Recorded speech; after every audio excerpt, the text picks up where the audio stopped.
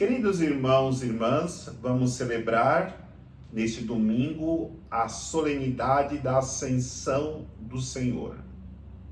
Estamos chegando ao final do tempo da Páscoa. No próximo domingo celebraremos o domingo de Pentecostes e fecharemos esse tempo maior da liturgia da nossa igreja.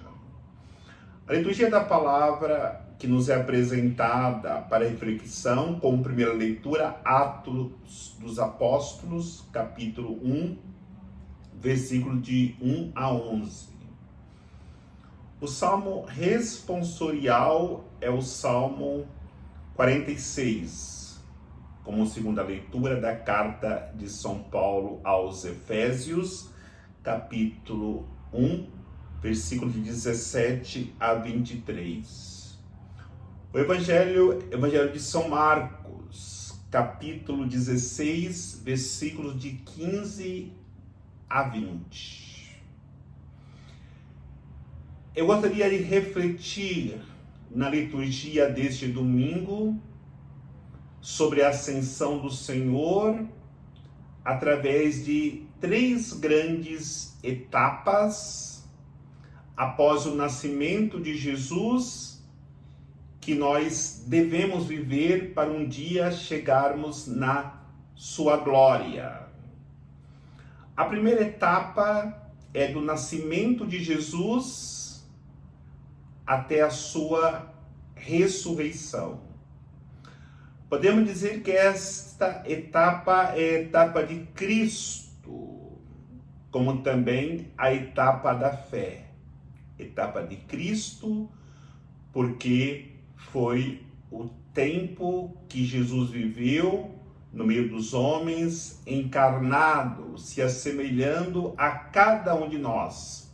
E da fé, porque é um tempo que nós não vivemos. No entanto, nós temos os relatos dos discípulos, dos apóstolos, que nos levam a acreditar que, de fato, precisamos confiar, acreditar nesse Deus que veio ao encontro da humanidade.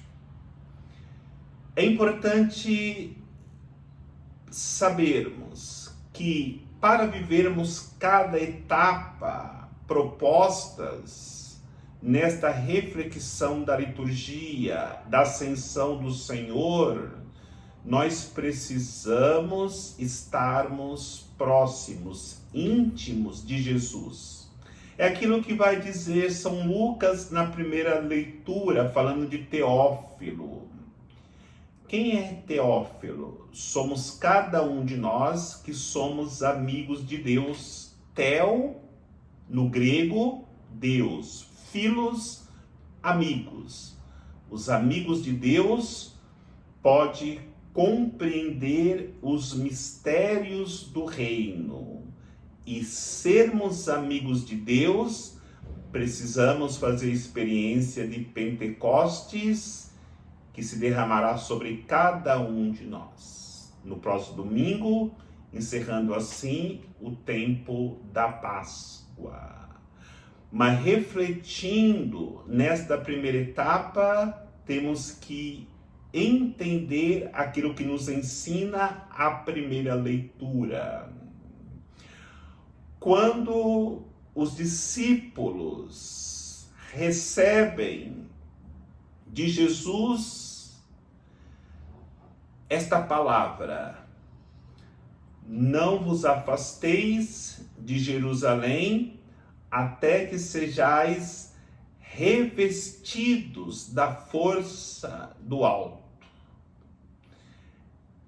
Este não afastar-se de Jerusalém para nós hoje é não nos afastarmos da igreja. Se nós queremos fazer a experiência do ressuscitado, daquele que sobe ao céu na sua ascensão, naquele que envia o Espírito Santo, nós precisamos permanecer na sua igreja, porque é nela que nós experimentamos a força necessária para depois sermos enviados em missão. Dentro dessa primeira etapa ainda, nós precisamos refletir naquilo que os discípulos perguntam para Jesus. É agora que irás restaurar Israel?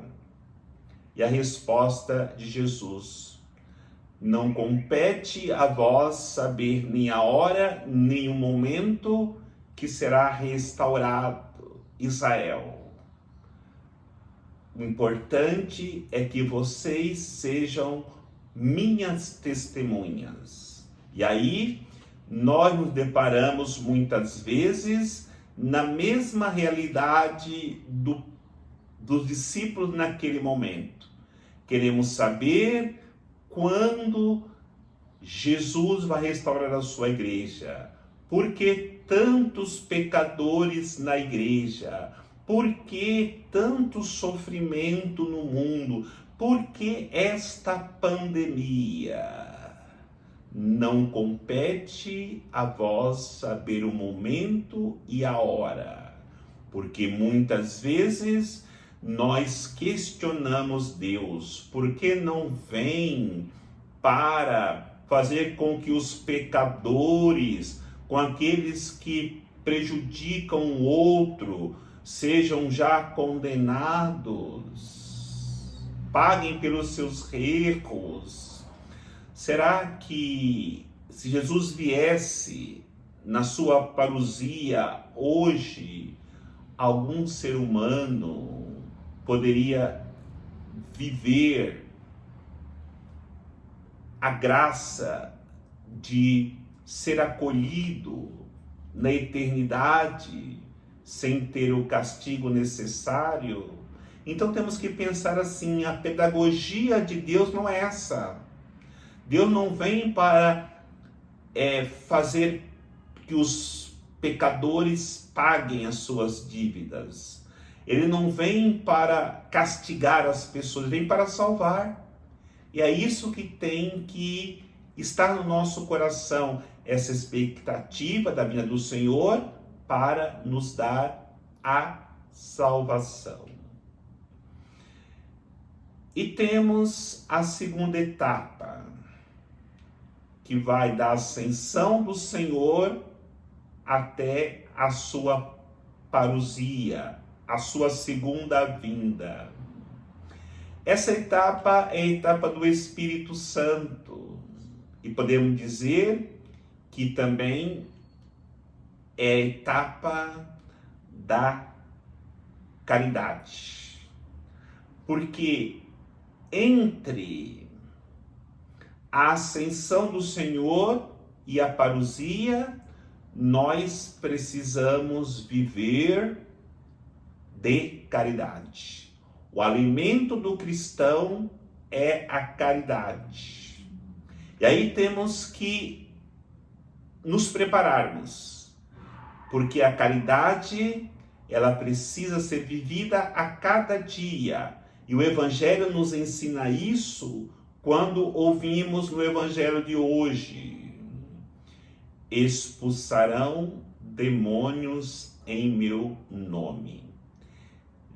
É claro que o demônio existe, mas tiremos esta fantasia de termos medo daquele bicho com tridente, com orelhas grandes, vermelho como fogo.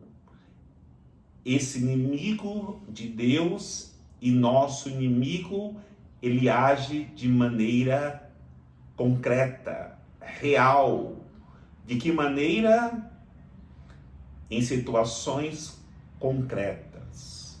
Quando nós odiamos, nós precisamos expulsar este mal.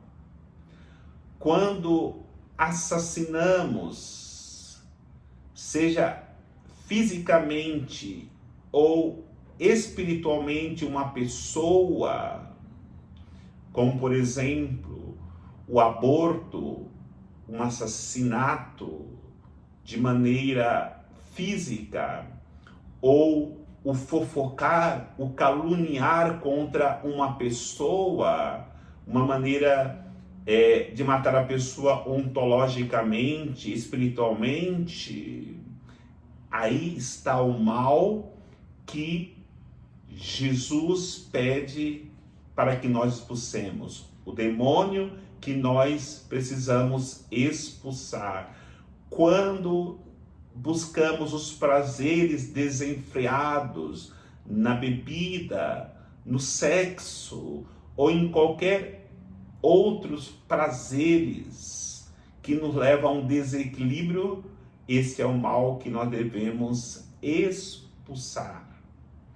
E ainda fala, se nós bebermos algum veneno mortal, ele não nos fará mal. É importante nós refletirmos que quantas vezes nós dizemos assim: eu estou nessa situação porque fizeram um trabalho para mim. Minha vida não vai para frente por causa da minha sogra, por causa dos meus pais, por causa dos meus tios, dos meus parentes, dos meus amigos. Não. Se nós temos Deus, qual é o mal que pode ser maior que Deus? Então precisamos assumir a nossa vida de fé, de comunhão com Deus, para vencermos o mal e assim podermos nos elevarmos, ter nossa ascensão para uma comunhão íntima e profunda com Deus. E ainda Jesus diz a importância de nós combatermos toda a situação de doença, de sofrimento, de desespero que as pessoas vivem.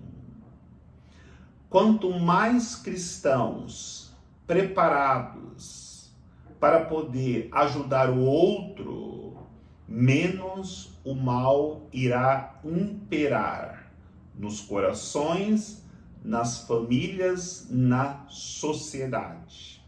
E como eu dizia, a segunda etapa é a etapa da caridade, que nós precisamos para podermos um dia subirmos com Cristo para a sua glória, onde Ele foi preparar um lugar para cada um de nós, vivermos profundamente a caridade na esperança da eternidade com Deus. E a terceira etapa, que é a etapa do Pai, e a etapa da esperança de um dia entrarmos para a glória de Deus, que vai da parousia até a eternidade para sempre com Deus. Mas é importante nós sabermos, quando acontecer a parousia, para entrarmos nessa terceira etapa, para nós sermos também elevados aos céus, como Jesus foi na sua ascensão, temos que entender, existe o céu, existe o purgatório e existe o inferno. Se hoje Deus nos chamasse, se hoje fosse a parousia, a segunda vinda de Cristo, qual é o lugar que eu iria ser acolhido? É importante refletirmos sobre isso, porque o céu deveria ser o destino final de todo ser humano, mas para isso precisaria ele viver em plenitude a primeira etapa, que é em Jesus Cristo numa vida de fé. deveria viver em plenitude a segunda etapa para a sua ascensão ao céu um dia, que é no Espírito Santo vivendo a caridade. E para vivermos a terceira etapa do Pai, na esperança da eternidade, quando Jesus vier, depois da sua ascensão, que ele havia prometido que viria na sua parousia, entrarmos no céu. É muito triste.